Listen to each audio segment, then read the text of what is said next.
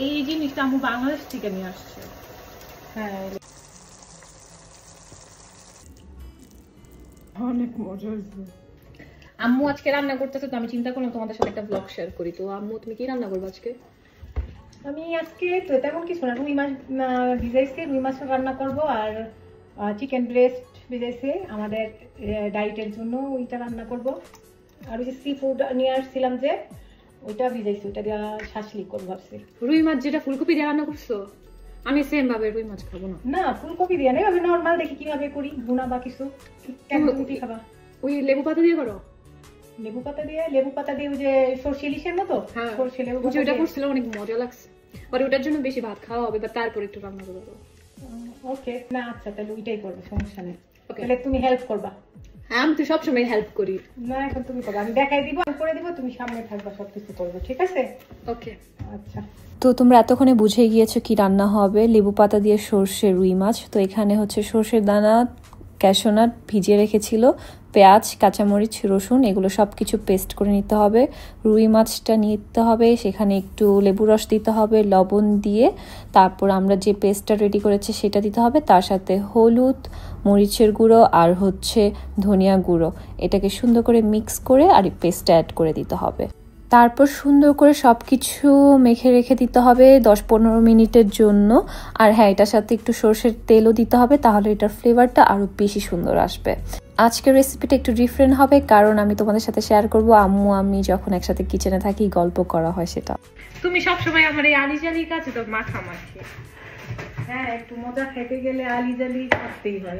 তারপর হচ্ছে একটা প্যানে তেল দিয়ে দিতে হবে, তার সাথে একটু সরিষার তেল, তোমরা শুধু সরিষার তেলও দিতে পারো। তারপর পেঁয়াজ দিয়ে একদম ভাজা ভাজা করতে হবে।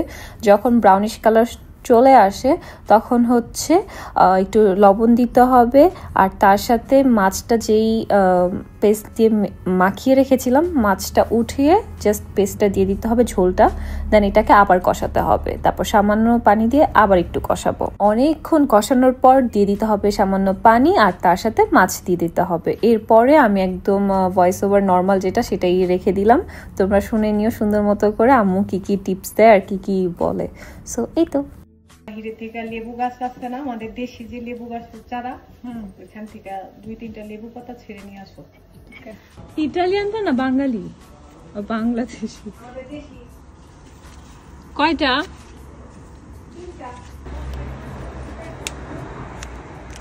এটা হচ্ছে বাংলাদেশিরা, এটা হচ্ছে ইটালিয়ানটা, বাট এটা বেস্ট।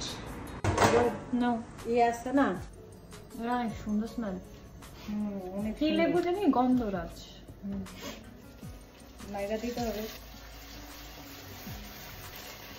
ট্রাস্ট মি, আমি যদি এখন বাইরে না থাকতাম আমি এটা এখনই ভাত দিয়ে খাই ফেলতাম। But so sad. মশলা সময় নিয়ে যত কষাবা রান্নায় তত টেস্ট হবে। যাদের সময় নেই, সময় নেই তারা রান্না করে, কিন্তু একটু টেস্টটা কম হবে। যত গুড় তত মিঠা, জানো না? আমি তোমার জন্য ডায়েট করতেই পারি না, মজার মজার খাবার খালি রান্না করতে বলবো, শেষে আমার খালি খাইতে ইচ্ছা করে। কত বলতেছে বাবা পিঠা বানিয়ে দিতে, তুমি দাও না। বাবা এই ডায়েটের জন্য আমি কিচ্ছু খাইতে পারি না। দাও লেবু পাতা ছিঁড়া দিয়ে দাও, সব সুন্দর করে দিয়ে দাও। কেমনে ছিল এর মতো যে গাছ। এই জিনিসটা আম্মু বাংলাদেশ থেকে নিয়ে আসছে। হ্যাঁ লেবু গাছের ছোট্ট একটা ডাল নিয়ে আসছে, মশলা দিলে এখন অনেক সুন্দর। এটা দিলে তো তিতা হয়ে যাবে না, সুন্দর একটা শুধু ঘ্রাণ আসবে। কাঁচামরিচ নাও। চারটা নিচ্ছি, আরো লাগবে না, ব্লেন্ডারে আবার দিছি না।